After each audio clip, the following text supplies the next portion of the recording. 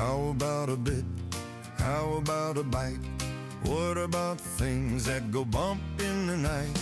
Niagara's most haunted, a fun place to visit. Why not stay forever and have a scary tidbit? Hi there. Over the years, I've had a great time doing this show.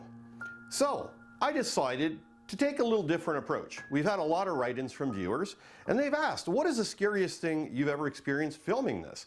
Or what are some of the scary stories people that you've worked with have? And also, what scares people the most? So we decided to kind of clown around a bit and turn it over to these folks and let them share their stories.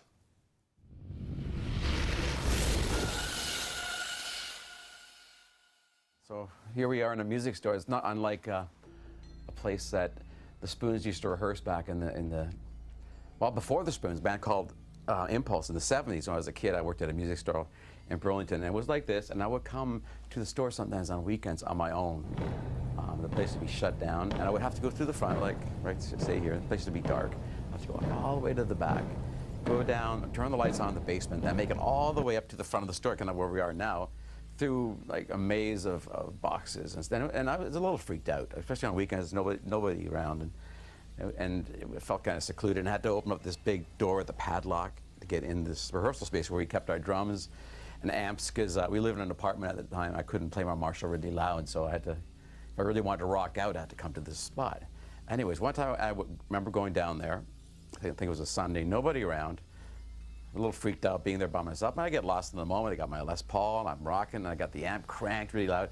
I'm playing for a while, and this is a good example of how the mind can take over, because it was so 3D and real, it freaked me out.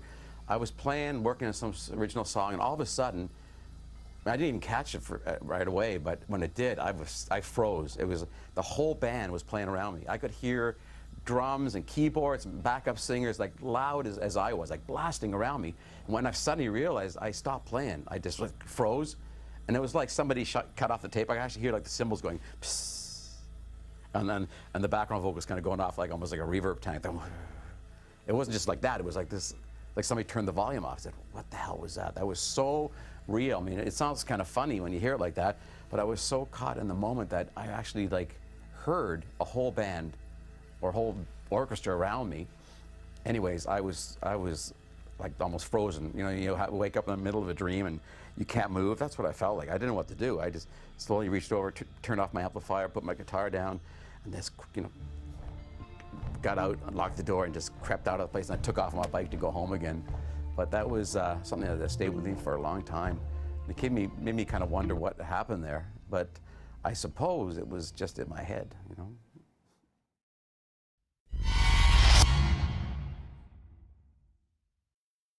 People have asked me before, can you differentiate between a ghost, an apparition, a shadow figure, or a poltergeist? And to me, my own experience, I can at least say, to me, most of them are all the same. We're talking about spirits, we're talking about souls here. The only thing I differentiate between is what I consider a spirit, which could be a shadow figure, it could be an apparition of some kind, and poltergeists, because I've seen and I've had cases where poltergeist activity had nothing to do with a spirit, but had to do with a teenage girl in the home, who we believe was creating the activity. So I think there's some differentiation there, but with the others, if there is, it's much more subtle.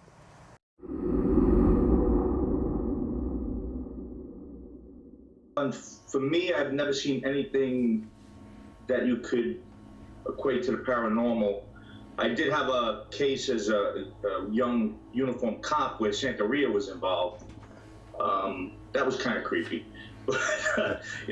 We show up to a homicide scene and there's dead chickens, there's all kinds of, there's an altar, and I didn't know what the hell this was. I was a kid from Brooklyn. What the hell did I know from Santeria?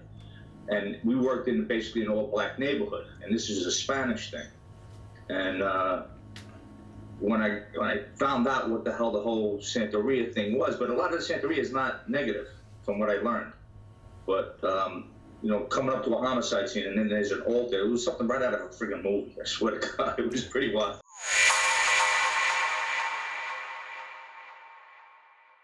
I did a full-length feature film a couple of years ago with Vanessa Redgrave, Academy Award winner Vanessa Redgrave, called The Last Will and Testament of Rosalind Lee. Very scary movie. I've also guested on a number of paranormal television shows on both sides of the border. And I got involved somehow with a gal named Spooky Steph. Spooky Steph is like the paranormal / horror queen of Hamilton and the Golden Horseshoe. And I've done a couple shows with her. Actually, I did a show called Dark Carnival in Hamilton a couple of years ago. The night before I did Dark Carnival, I did a show with Spooky Steph at Hamilton Place, which is a fabulous, beautiful theater in downtown Hamilton, and it's purportedly haunted. So Spooky Steph and I toured through the bowels of the building. Is it okay to say bowels on television? Yeah. We toured through the bowels of the building. We went through the basement and all the back rooms and things where the public has never been. And we took all that fancy equipment that these guys carry around, the little machines that go beep, beep, beep, and the lights go like that. And whenever you run into something, no, I didn't say run into. Whenever you're in the presence of something other than a worldly being, and that machine kept going bang, bang, bang, bang, and the lights were flashing in the strangest places. One of the places was right on the stage, which is where I spent a lot of my time that evening. We had lights flashing, beeps going. It was like spooks from hell all over the place. We finished the show later in the evening by doing a huge seance. They had a huge table down on the floor in front of the stage. And everybody who attended that evening, and there were lots and lots of people who had paid, I think it was $75 each to get in there, all stood around the table and held their hands together. And one gal was absolutely positive she had seen her grandmother at the seance. Another one thought he had communicated with his great uncle. Somebody said something about having some kind of a feeling or a vibe or whatever with their parents. All I can tell you, it was a spooky, spooky blanking evening for me. We don't like things that look like us but aren't quite us. You know what I don't know if you understand what I'm saying there. But they look almost human, but they don't look human. And clown things, Hollywood hit on that years ago with, making clowns very scary and stuff like that. But when I was growing up, there was a fun clown that we used to watch and stuff called Bozo the Clown, and that was a kind of a fun thing. But people do have phobias of these things. Dolls. I would say I have a little bit of a phobia of dolls. My sisters had dolls growing up, and they used to have these two large dolls that I used to always worry were going to come alive and come get me at night when I was a kid. So phobias are strange things. A lot of people have phobias about a lot of things, So it's an interesting subject, and I think it just speaks to our psychology of us as humans. This is kind of a sad story, but also a good one because it changed my perspective on a lot of things. That growing up, my father always had this crazy little library at his office of cool books about the third eye and Eastern religions and Lapsang Rampa and kind of, alternate spiritual things. And so I grew up thinking that was pretty normal. Other kids were reading Hardy Boy books and stuff. I was reading this crazy stuff. But he always believed, and he traveled a lot in Asia and Central America and stuff. So he learned about different ways of thinking that death was not a bad thing.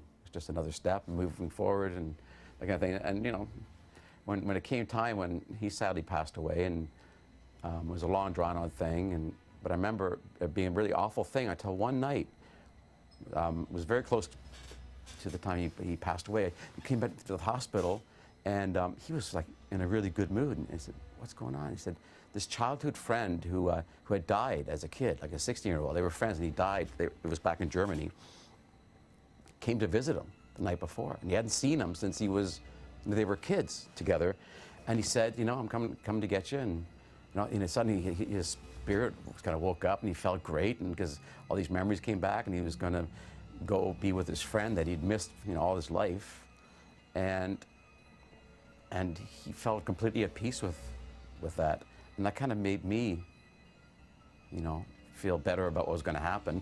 but also confirmed all the things he taught me all his life, you know, all the things that he believed in, and it seemed to be happening, you know, in real time. So there you have it, folks. That is our wrap.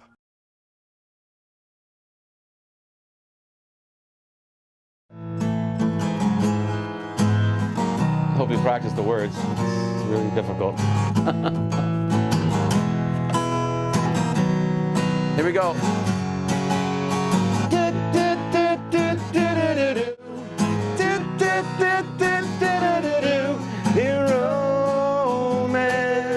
Romantic traffic. Oh, nice.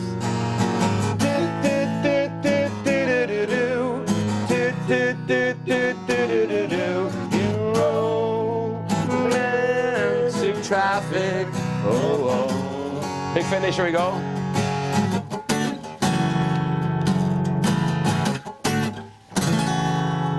Very nice. Very nice, Gord. Good job. Well done. I like that ho-ho in there. Very well I like done. that. Kind of Elvis. Thank you. Thank you very much.